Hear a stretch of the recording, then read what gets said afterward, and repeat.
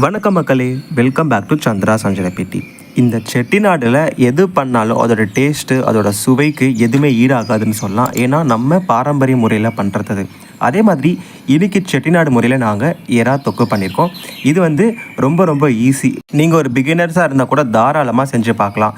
இந்த பிரானை வந்து யாருக்கு தான் பிடிக்காது, எல்லாருக்குமே பிடிக்கும். ஸோ செட்டிநாடு ஸ்டைலில் பார்க்கலாம். இதுக்கு வந்து தேவையான பொருட்கள்: சீரகம் 1 ஸ்பூன், சோம்பு 1 ஸ்பூன், மல்லி வந்து 6 ஸ்பூன், மிளகு 2 ஸ்பூன், காஞ்ச மிளகா அதாவது ட்ரை சில்லி 10 எடுத்துருக்கோம், கருவேப்பிலை தேவையான அளவுக்கு. இது எல்லாத்தையும் வந்து நம்ம மசாலா பண்ணி எடுத்துக்கலாம். ஏன்னா இந்த செட்டிநாடு எறா தொக்கை பண்ணுறதுக்கு இந்த மசாலா ரொம்ப ஹெல்ப்ஃபுல்லாக இருக்கும். இதை வச்சு நம்ம மசாலா அரைச்சி எடுத்துக்கணும். ஓகேங்களா? அதுக்கு தான் இந்த இன்க்ரீடியன்ஸ் காமிச்சிருக்கேன். இப்போது அளவு தக்காளி வந்து பெரிய தக்காளி ஒரு 5 எடுத்துருக்கோம், பெரிய வெங்காயமும் 5, இஞ்சி பூண்டு விழுது வந்து பார்த்திங்கன்னா 2 ஸ்பூனு இந்த கண்ணாடி கப்பில் வச்சுருக்கோம், கருவேப்பிலை தேவையான அளவுக்கு. இதுதான் வந்து இன்க்ரீடியன்ஸ். இதை வச்சு தான் பண்ண போகிறோம். கூடவே ஃப்ரெஷ்ஷாக எடுத்துகிட்டு வந்த இறால் வந்து பார்த்திங்கன்னா 700 கிராம் 700 கிராம்ஸ் இறால் வந்து நாங்கள் ஃப்ரெஷ்ஷாக வாங்கிட்டு அது க்ளீன் பண்ணி வச்சுக்கிட்டோம். வாங்க மக்களே, இப்போ நம்ம மசாலாவை ரெடி பண்ணிடலாம். நம்ம இன்க்ரீடியன்ஸில் காமிச்சிருந்த இந்த பொருட்களை இதில் ஒவ்வொன்றா சேர்த்து நம்ம வறுத்தெடுக்கணும். தனியா, மிளகு, சோம்பு, சீரகம், கருவேப்பிலை இது எல்லாத்தையும் வந்து ஃபஸ்ட்டு நீங்கள் ஒன்றா சேர்த்து பொறுமையாக வறுத்தெடுங்க. ரொம்ப தீய விடக்கூடாது. கொஞ்சம் பொன்னிறமாக ப்ரௌனிஷாக வர அளவுக்கு நம்ம வறுத்தெடுத்து நம்ம இதை வீட்டிலே மசாலா பண்ணிடலாம். சரிங்களா? அதே மாதிரி செட்டிநாடு மசாலான்னு சொல்லிட்டு கடையில் எதுவும் வாங்கிடாதீங்க, எல்லாமே விற்கிறாங்க. வீட்டிலே பண்ணி செஞ்சால் அது உடம்புக்கு ரொம்ப ரொம்ப நல்லது. வீட்டில் பண்ணுறது விடவா நல்லது நம்மளுக்கு வெளியில் கிடைக்கும் போது. வீட்டில் பண்ணால் கொஞ்சம் டைம் எடுக்கும், ஆனால் கொஞ்சம் டைம் ஸ்பெண்ட் பண்ணி பண்ணுறது அதோட பொறுமையோட அருமையாக நம்ம உடம்பு அவ்வளோ ஹெல்த்தியாக இருக்கும்.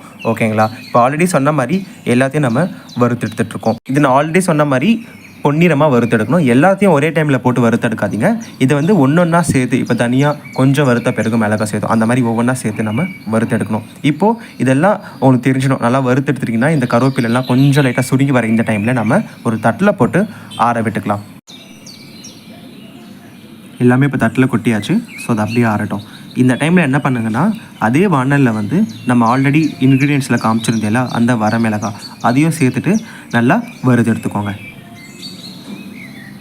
ஏன்னா வரமிளகாய் வந்து அந்த மசாலாவோட சேர்க்க வேணாம், தனியாக சேர்த்து வறுத்தெடுத்திங்கன்னா அது வந்து கொஞ்சம் டேஸ்ட்டும் ஃப்ளேவரும் நல்லா வரும். அதுக்கு தான் நீங்கள் அது கூட வறுத்தெடுத்தாலும் ஓகே, பட் தனியாக பண்ணி வறுத்தெடுங்க, அதோட டேஸ்ட்டு கொஞ்சம் டிஃப்ரெண்ட்டாக இருக்கும். அதுக்கு சொல்கிறேன். இப்போ இதையும் தட்டில் கொட்டியாச்சு, நல்லா ஆறட்டும். ஆறின பிறகு இதை மிக்ஸி ஜாரில் சேர்த்து நம்ம அரைச்சி எடுத்துப்போம், பொடியாக அரைச்சி எடுத்துப்போம். இதுக்கு வந்து ரொம்ப எப்படி சொல்கிறது, பவுடர் அரைக்க வேணாம், கொஞ்சம் குறைன்னு அரைச்சா போதும். அப்போ தான் இந்த எறா தொக்கில் தூவி வதக்கி அதோட ஃப்ளேவர் இறங்கி சாப்பிடும்போது அதோட டேஸ்ட் உங்களுக்கு செட்டிநாடு ஃப்ளேவர் ரியல் டேஸ்ட் உங்களுக்கு தெரியும்.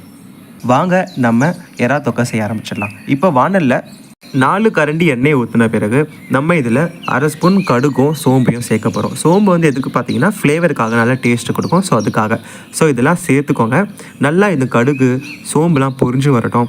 நெக்ஸ்ட் என்ன, கருவேப்பிலை, நறுக்கி வச்ச பெரிய வெங்காயம் இதில் சேர்த்துக்கலாம். சேர்த்துட்டு கொஞ்சம் நேரம் வதக்கி விடுங்க. அது கூட ஒரு இன்க்ரீடியன்ட் ஆட் பண்ணோம், நான் கண்டிப்பாக அதை சொல்கிறேன்.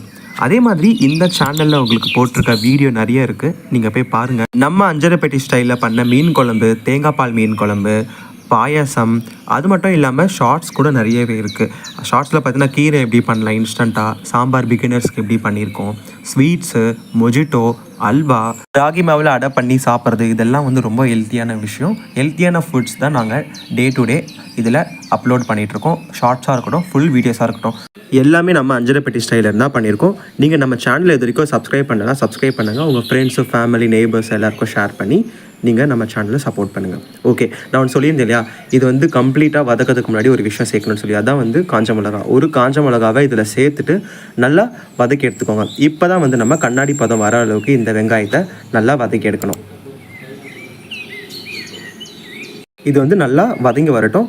அதுக்கப்புறமா நம்ம வந்து இதில் கொத்தமல்லி தழையை தூவிக்கலாம். இப்போ வந்து நாங்கள் கொஞ்சமாக கொத்தமல்லி தழையை இதில் தூவி விட்டுருக்கோம். கொத்தமல்லி தழை வந்து உங்களோட கன்சிஸ்டன்சி பொறுத்து எவ்வளோ சேர்க்குறீங்களோ அவ்வளோ சேர்த்துக்கோங்க, பட் கொஞ்சமாக சேருங்க. சேர்த்துட்டு இது நல்லா வதக்கிடுங்க. நீங்கள் ஒரு கேள்வி கேட்கலாம், இது கொத்தமல்லி வந்து கடைசி தானே சேர்க்கணும்? இந்த செட்டிநாடு ஸ்டைலுக்கு இப்படி தான் பண்ணணும். சேர்த்த பிறகு 2 ஸ்பூன் வீட்டிலே பண்ண இஞ்சி பூண்டு விழுது இதை சேர்த்துட்டு நல்லா வதக்கிடுங்க. இந்த இஞ்சி பூண்டு விழுது கூட நாங்கள் ஷார்ட்ஸில் போட்டிருக்கோம் எப்படி பண்ணலான்னு சொல்லிட்டு. அதே மாதிரி முக்கியமாக இப்போ நம்ம சமையல் பண்ணுறோம், சாம்பார், காய்கறிகள் போட்டு, காரக்குழம்பு, கீரை, மீன் குழம்பு, இதுக்கெல்லாம் தாளிக்கும் போது நம்ம வடகத்தை போட்டு தாளிச்செடுத்தால் அதோட டேஸ்ட்டு அவ்வளோ பிரமாதமாக இருக்கும். முக்கியமான இந்த அஞ்சரைப்பேட்டி ஸ்டைலில் நீங்கள் உணரலாம். அது கூட வடகம் எப்படி வீட்டில் பண்ணலான்றதை நாங்கள் ஃபுல் வீடியோ நம்ம யூடியூப் சேனல் அப்லோட் பண்ணியிருக்கோம், மறக்காமல் பாருங்கள். வீட்டில் பண்ண அந்த வடகம் உடம்புக்கு ரொம்ப நல்லது நீங்கள் சமையல் முறையில் யூஸ் பண்ணிங்கன்னா.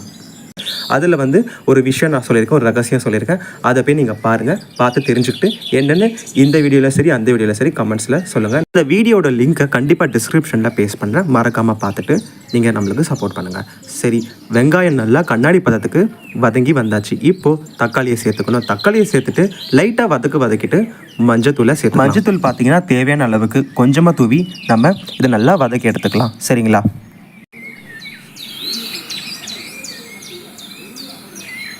இது கொஞ்சமாக வதங்கின பிறகு முக்கியமான விஷயத்தை இதில் சேர்க்க போகிறோம். அதுதான் வந்து பார்த்திங்கன்னா நம்ம ஆல்ரெடி ஒரு மசாலா அரைச்சி வச்சோம்ல, அந்த பொடியை இதில் சேர்க்க போகிறோம். செட்டிநாடு பொடி. இந்த எறா தொக்குக்கு ஃபைனல் டச்சாக வரப்போகிற இந்த பொடி எறாவை சேர்த்த பிறகு இப்போது இந்த செட்டிநாடு பொடியை இதில் தூவி விட்டுக்கோங்க. தூவி விட்டுட்டு உடனே வதக்கிடாதீங்க. அதுக்கு முன்னாடி உப்பு வந்து தேவையான அளவுக்கு நம்ம தூவி விட்டுக்கலாம். உப்பை தேவையான அளவுக்கு தூவி விட்டு அதுக்கப்புறமா நீங்கள் இதை நல்லா வதக்கிடுங்க. இது வந்து வதக்குறது எப்படி பார்த்தீங்கன்னா, இந்த மசாலா எல்லாம் போட்டு நம்ம வதக்கி எடுத்துன்னு இருக்கக்கூடாது. இந்த தக்காளி வெங்காயம் இது கூட சேர்ந்து நல்லா கலந்து வரணும். அந்த அளவுக்கு நல்லா வதக்கி எடுத்துக்கோங்க. இந்த பொடியை தூவி விட்டிங்கனாலே உங்களுக்கு ஆல்மோஸ்ட் செட்டிநாடோட ஸ்மெல் வர ஆரம்பிச்சிடும். அதை உணர்ந்துக்கிட்டே இந்த ரெசிபியோட ஃபேவரட் சிக்னேச்சரான ப்ரான்ஸை இதில் நம்ம சேர்த்துக்கலாம். இப்போது ஆல்ரெடி நம்ம இன்க்ரீடியன்ஸை சொன்ன அந்த 700 கிராம்ஸ் இறாலை இதில் சேர்த்துக்கலாம். சேர்த்துட்டு நல்லா நம்ம கலரி எடுப்போம். இதுக்கு வந்து முக்கியமான ஒரு விஷயம் இருக்குது, நான் கண்டிப்பாக சொல்கிறேன்.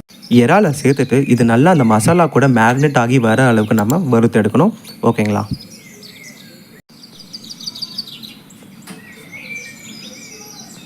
எப்போவுமே இந்த சீ ஃபுட்ஸ்க்குன்னு ஒரு தனி ஃபேன் பேஸே இருக்குது. இது உடம்புக்கு ரொம்பவும் நல்லதும் கூட. இறாலாக இருக்கட்டும், மீனாக இருக்கட்டும், நண்டாக இருக்கட்டும், எதுவாக இருக்கட்டும்.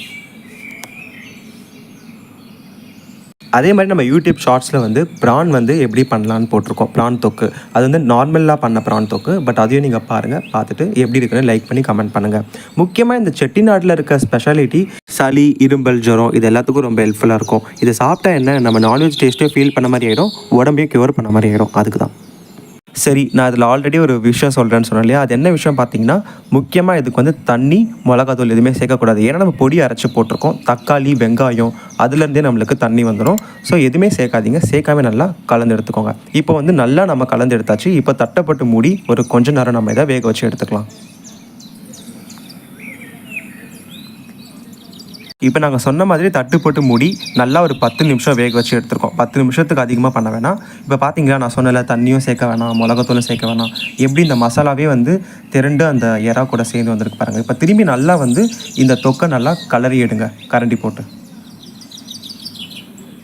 இப்போது இதோட ஸ்மெல் இருக்குது பார்த்தீங்களா, கண்டிப்பாக எறா தொக்கோட டிஃப்ரெண்ட்டான ஒரு டைமென்ஷனுக்கு நம்மளை கொண்டு போவோம். நார்மலாக நம்ம எறா தொக்கு பண்ணுறது இருக்குது பார்த்தீங்களா, அதோட ஃப்ளேவரோட டேஸ்ட்டே செம்மையாக இருக்கும். பட் இது வந்து அதுக்கும் மேலேன்னு சொல்லலாம். நீங்கள் கண்டிப்பாக ட்ரை பண்ணிங்கன்னா வாரத்தில் ஒரு முறையாவது நீங்கள் செஞ்சு சாப்பிடுவீங்க. ஒரு சீ ஃபுட்டோட லவ்வராக இருந்தால், ப்ரான்ஸ் அதிகமாக சேர்த்துக்கிறாளாக இருந்தால், நீங்கள் ப்ரான்ஸே பிடிக்கலன்னா கூட கண்டிப்பாக நீங்கள் இந்த ஸ்டைலில் கண்டிப்பாக பண்ணி பார்ப்பீங்க. அவ்வளோதாங்க. இவ்வளோ சிம்பிளான நம்ம சந்திரா சஞ்சரப்பட்டி ஸ்டைலில் செட்டிநாடு இறால் தொக்கு ரெடி. பார்த்தீங்களா எவ்வளோ ஈஸியாக இருக்குது. நான் ஆல்ரெடி சொன்ன மாதிரி இது யாரும் நல்லா ட்ரை பண்ணால், நீங்கள் பிகினர்ஸாக இருந்தால் கூட உங்களுக்கு ரொம்ப ஈஸியாகவே இருக்கும்.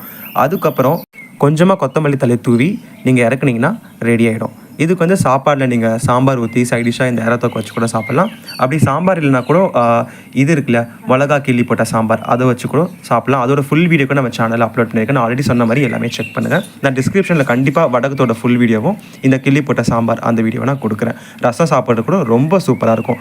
இப்போது இதை நம்ம வந்து ஒரு வாழையில இறக்கிக்கலாம். வாழையில போட்டிங்கன்னா நிஜமாக டேஸ்ட் அவ்வளோ பிரமாதமாக இருக்கும். அதில் இருக்க விட்டமின்ஸாக இருக்கட்டும், இந்த எறாவோட சத்தாக இருக்கட்டும், எல்லாமே உங்களுக்கு உடம்புக்கு ரொம்ப நல்லது.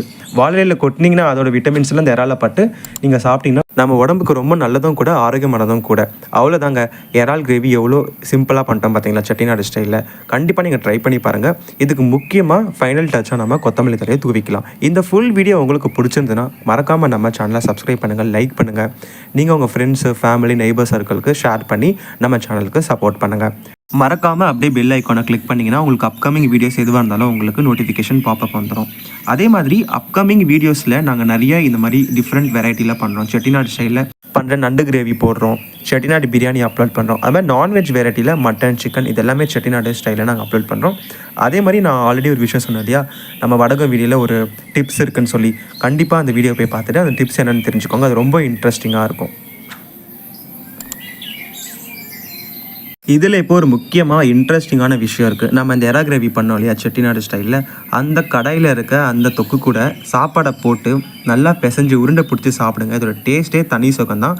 முக்கியமாக நீங்கள் காரக்குழம்பு சாப்பிட்டாலும் சாம்பார் சாப்பிட்டாலும் வகை வகையாக சாப்பிட்டாலும் இந்த கடாயில் இருக்க மிச்ச மீதி தொக்கில் சாப்பாடை போட்டு உருண்டை பிடிச்சி நல்லா நீங்கள் சாப்பிட்டீங்கன்னா இதோட டேஸ்ட்டு வந்து தனி சுகம்தான். இதுக்கு எதுவுமே ஈடு இல்லைன்னு சொல்லலாம். முக்கியமாக நிலாச்சோறுக்கு ரொம்ப பர்ஃபெக்ஷனாக இருக்கும். அதே மாதிரி ஆரோக்கியமாக இருங்க, ஹெல்த்தியான ஃபுட்டை சாப்பிடுங்க. முக்கியமாக நம்ம அஞ்சரை பெட்டி ஸ்டைலில் இருக்க உணவு முறையை நீங்கள் மட்டும் வச்சுக்காமல் அப்கமிங் ஜென்ரேஷனுக்கும் ஷேர் பண்ணுங்கள். Thank you so much. டாட்டா.